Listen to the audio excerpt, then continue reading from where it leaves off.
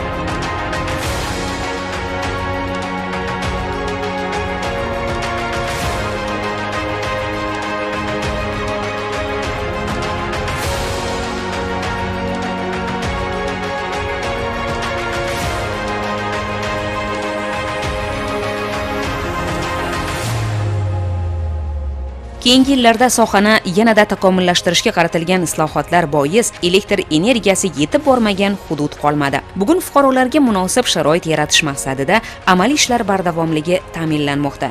Fikrimizni Nurota tumani markazidan 120 km olisda joylashgan Temurqovuq mahalla fuqarolar yig'inida bu borada qilinayotgan ishlar misolida davom ettiradigan bo'lsak, hududda 3 ta qishloqda 5135 nafar aholi 900 ta xonadonda istiqomat qilmoqda. Chekka hudud aholisi shu kungacha mahalladagi eski transformator, kuchlanishi past bo'lgan elektr toki, qo'lbola simyog'ochlar va ulardan o'tkazilgan uzuq-yuluq tok simlaridan foydalanib keldi.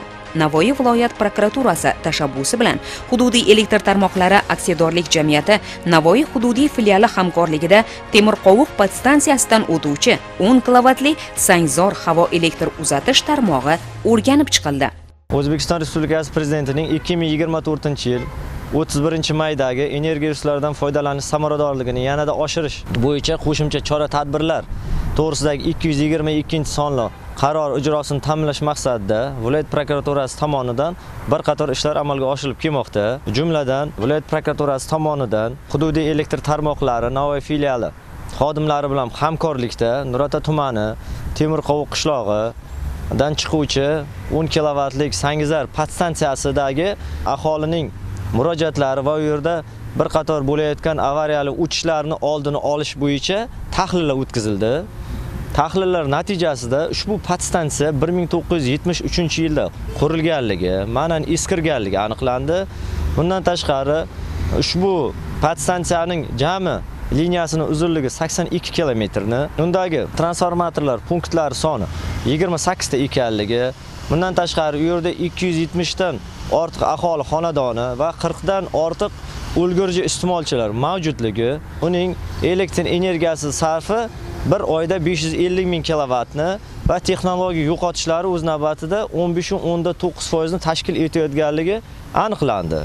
Shundan so'ng viloyat prokuraturasi hamda hududiy elektr tarmoqlari AJ Navoiy filiali xodimlaridan iborat ishchi guruh tuzildi. Barcha kuch vositalar Temurqovuq qishlog'i Sangzar podstansiyasiga jalb qilindi. Shuning natijasida bir qator ishlar amalga oshirildi va Sangizar podstansiyasiga qo'shimcha ravishda Haydarko'l nomi bilan atalgan qo'shimcha yangi yacheyka tashkil etildi. Bundan tashqari u yerga 16 kilometrdan ziyod yangidan elektr liniyasi qaytadan qurildi. Bundan tashqari 436 ta temir beton tayanch stolbalari o'rnatildi. 436 dona temir beton tayanchlar o'rnatildi. Bundan tashqari 37 kilometr sim va 6.1 kilometr sip kabellar o'rnatildi. Shularning o'rnatilishi natijasida podstansiyadagi 87.459 kilovat, ya'ni 15.9% texnologik yo'qotishlar 44.500 kilovat, ya'ni 8.1% ga texnologik yo'qotishlarni oldi olindi. Bu esa o'z navbatida 463.4 million so'mlik bir yillik energiya sarfini iqtisod qilishga erishildi. Bu kabi tadbirlar viloyat prokuraturasi hamda ta'minlovchi korxonalar ishtirokida viloyatning Xatirchi, Karmana, Qiziltepa tumanlarida olib bordi. Hozirgi kunda boshqa tumanlarda ham olib borish choralarini ko'rmoqdamiz. Turabek Aymenov shu maskanda tug'ilib o'sgan, mavjud muammoga yillar davomida guvoh bo'lgan fuqaro. Amalga oshirilgan bu kabi ishlar xalq farovonligini oshirishga qaratilganini e'tirof etdi. Shu Temirqo'q mahallasiga qarashli Qo'zboy-Quduq qishlog'ida yashayman. Qishlog'imizda 260 ta odam yashaydi, aholi, ya'ni 40 ta xo'jalik bor. Prokuraturaga murojaat etganmiz, mana elektr simlari eskirganligi sababli shuni almashtirib berishni, mana va'dasidan chiqib, yaqinda yangi zamonaviy simyog'ochlar olib kelib, kabellar tortilib ishga qo'shildi. Hozirgi paytda yaxshi, mana svetlarimiz o'chmaydi endi. Bundan qishloq ahli hammasi xursand. Birota hokimligiga, prokuraturaga, elektroset xodimlariga o'z minnatdorchiliklarimizni bildiramiz. Mana shamol bizda ko'p bo'lib turadi, simlarimiz uzilib, bir-ikki kun svetlarimiz bo'lmay qoladigan edi. Hozirgi paytda mana yangi kabellar tortilib, hech qanday shamollarga o'chmaydi. Yaxshi, rahmat. Mana ko'rib turganingizdek, xalq xursand. Mana shu chakka qishloq bo'lsa ham shu e'tibor qilib shuni yaratib berdi. Biz minnatdormiz. Xalqimiz ham kayfiyati a'lo darajada. Bugun bizga, aholimizga, qishlog'imizga Navoiy viloyat prokuraturasidan xodimlar kelib, elektrosetdan xodimlar kelib, tushuntirish ishlarini olib bordi. Xalq bilan uchrashdi, hamma fikr, takliflarni bildirdik. Biz chakka qishloq bo'lgan bilan bizning havomiz toza, yaxshi, hamma sharoitlar bor. Ming bor rahmat deymiz. Xalqimizda yaxshi yashab, yaxshi turishiga, birovlar sabani homiyliklari bo'yicha, mahallaning homiyliklari bo'yicha mana yog'och stolbalar olinib, beton stolbalar qo'yilib, svet o'chib ketdi shu vaqtgacha. Endi mana yangidan stolbalar qo'yildi, kabellar ko'mildi. Yaxshi, Xudoga ming qancha shukr olib kelib berdilar, rahmat deymiz. Bugun xoh markaz bo'lsin yoki chekka hudud, shu joyda aholi yashaydimi, davlat vakillarining doimiy nazoratida. Mutasaddilar bilan bo'lgan uchrashuvda fuqarolar bunday islohotlardan mamnunligini ta'kidlashdi. Muloqotda elektr energiyasini tejash, quyosh panellarini o'rnatish va uning samaradorligi haqida aholi vakillariga tushunchalar va tavsiyalar berildi. Qo'zboy-Quduq qishlog'imizda 43 ta xonadon bor, 200 ga yaqin aholimiz soni bor. Bu tuman markazidan 120 kilometr uzoqlikda joylashgan bo'lib, shu tumanga uzoqligiga qaramasdan mana elektr energiyasida muammolar bor edi. Yog'och stalbalarning o'rniga beton stalbalar almashtirilib, kabellari bilan almashtirib, aholi bundan juda ham xursand. Hozirgi kunda elektr energiya bo'yicha hech qanday muammo qolgan yo'q. Prokuraturaga kelib tushgan murojaatlarda orqa natijasida mana stalbalarimiz almashib, aholi bundan xursand. Bu yerdagi aholining asosiy drayveri chorvachilikka ixtisoslashgan. Mana Aydarko'limiz 5-6 kilometr uzoqlikda Aydarko'l joylashgan. Hozirgi kunda har bitta xonadonning yoniga, hammasini uylariga stalvalar yetib bordi. 70 ta stalva, beton stalva qurildi. Qishloqlar bir-biriga yonma-yon joylashganligi sababli bizlar Temirqo'qni markazda o'chib qolsa ham svet bu yerda bo'lmay, aholi ancha qiynalib 2-3 kunlab svet bo'lmasdi. Hozirgi kunda mana umuman muammosi yo'q. Hamma svetlari yaxshi bo'lib qoldi. Kuchlanishi ham tok 220 volt kelib turibdi har bitta xonadonga. Bir oyda ichida hammasi ta'mirlanib, shuncha elektr xodimlariga ham rahmat, mana kelib uyma yurib, aholini xursand qilish maqsadida yuribdi. Mana shularga ham rahmat. Viloyatdan, prokuraturadan xodimlar kelib, shu qilingan ishlar yuzasidan yig'ilish o'tkazib, aholiga targ'ibot tushunchalar berib o'tdi. Bundan aholi xursand. Hurmatli prezidentimizning tashabbuslari bilan mana chekka qishloqlarga ham mana shunday tokdan, gazdan muammo bo'lmasliklari bu albatta aholini kayfiyatiga katta ta'sir qiladigan darajada yaxshi ishlar olib borilyapti. Darhaqiqat, elektr energiyasini tejash nafaqat iqtisodiy jihatdan foydali, balki atrof muhitni muhofaza qilish uchun ham juda muhimdir. Har birimiz oddiy qoidalarga amal qilsak, kelajak avlod uchun yanada toza va barqaror muhitni yaratishimiz mumkin. Homiylik qilingan tashkilotlarga minnatdormiz. Rahmat. Muammo yo'q. Men shamol kunlari svetimiz ko'p ichardik.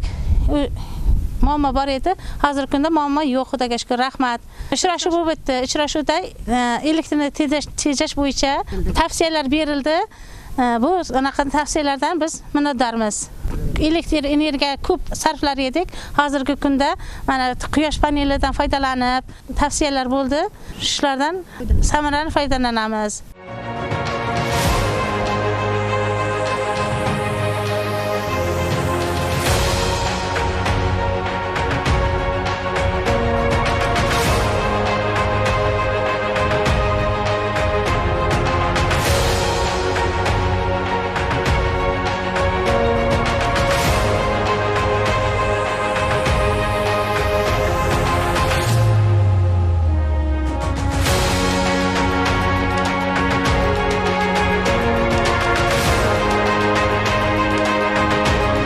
Chindan ham elektr energiyasi aholining hayotiy faoliyati uchun muhim resurs hisoblanadi. Uni barqaror va uzluksiz ta'minlash iqtisodiy taraqqiyoti hamda aholining turmush darajasini oshirishda katta ahamiyatga ega. Bugun Nurotada amalga oshirilayotgan ishlar salmog'i tobora kengayib bormoqda. Hududdagi 219.8 km, 0.4 ga 10 kilovatli elektr uzatish tarmoqlari, 2 dona podstansiya va 135 dona transformator punktlarida joriy ta'mirlash ishlari to'liq bajarildi. Nurota tumani bo'yicha 11 dona yuqori quvvatli podstansiyalar mavjud bo'lib, ulardan chiquvchi tarmoqlar hamda 550 ta transformatorlar orqali 20 ming dona aholi iste'molchilari hamda 1150 dona ulgurji iste'molchilarini elektr energiya bilan ta'minlab kelinmoqda. 6 ta avariya brigadamiz bor, dispetcherlik xizmatimiz bor. 33 nafar xodim avariya brigadalarida tumanimiz bo'yicha doimiy navbatchilik asosida hamda ekspluatatsiya ishlarini bajarib kelinmoqda. Bundan tashqari 2024-yil davomida reja asosida joriy va mukammal ta'minlash ishlari amalga oshirilib, aholini uzluksiz va sifatli elektr energiya bilan ta'minlash bo'yicha ham 24-yilda bir qator ishlar amalga oshirildi. 2025-yil 1-chorakda Temirqovoq mahallasidagi uzoq qishloqlarni elektr ta'minotini yaxshilash o'sha tuman markazidan 120 km uzoqlikda bo'lgan Qo'zboy quduq qishlog'idagi aholini murojaati, o'sha yerdagi bo'lgan elektr energiyaga talabning oshganligini inobatga olgan holda Qo'zboy quduq qishlog'i uchun 70 dona temir beton tanishlar orqali yangilanib, SIP kabellar tortilib, aholini elektr ta'minotini yaxshilash bo'yicha bir qator ishlar amalga oshirildi. Nurota tumanida 4,5 megavat quyosh panellarini o'rnatish bo'yicha reja asosida bugungi kunda ishlar amalga oshirilmoqda. Shuning bilan bir qatorda aholi iste'molchilariga ham quyosh panellaridan afzalligi, ulardan foydalanishining ahamiyati, soliq imtiyozlari bo'yicha ham aholiga targ'ibot, tashviqot ishlari amalga oshirilib kelinmoqda. Aholi tomonidan ham quyosh panellarining bugungi kunda afzalligi bo'yicha o'zlari tushungan holatda quyosh panellari o'rnatish bo'yicha doimiy aholi tomonidan qilinadigan murojaatlar ijobiy hal etilib, o'sha quyoshli xonadon dasturi orqali ularni soliq bazasi bilan integratsiya qilib, o'z vaqtida hujjatlashtirish ishlari, ya'ni energiya bo'yicha shartnoma qilish ishlari o'z vaqtida amalga oshirilib kelinmoqda. Quyosh panellari o'rnatgan xonadonlar, masalan, o'zining iste'molidan ortganini bevosita elektr tarmoqlariga sotib 1000 so'mdan bugungi kunda pul mablag'lari undirilib, o'sha plastik kartalarga soliq sayti orqali to'lab bermoqda hamda bu ham o'z navbatida aholining daromad manbaiga ega bo'lib qolmoqda bugungi kunda. O'tgan yilga nisbatan quyosh panellarini tumanda aholi hamda tadbirkorlik subyektlari, ijtimoiy soha obyektlari bo'yicha tahlil qiladigan bo'lsak, o'tgan yilga nisbatan tadbirkorlik subyektlarida ham, ijtimoiy soha obyektlari hamda aholi tomonidan ham o'rnatilishi hamda ulardan keng tartibda foydalanish bo'yicha bir qator afzalliklarga ega bo'lganligi sababli aholi tomonidan ham, tadbirkorlik subyektlari tomonidan hamda ijtimoiy soha obyektlari tomonidan ham o'z natijasini bermoqda. Bir so'z bilan aytganda, aholini barqaror va samarali elektr energiyasi bilan ta'minlash nafaqat iqtisodiy o'sishni qo'llab-quvvatlaydi, balki fuqarolarning turmush darajasini oshirish va ekologik barqarorlikni ta'minlashga ham xizmat qiladi.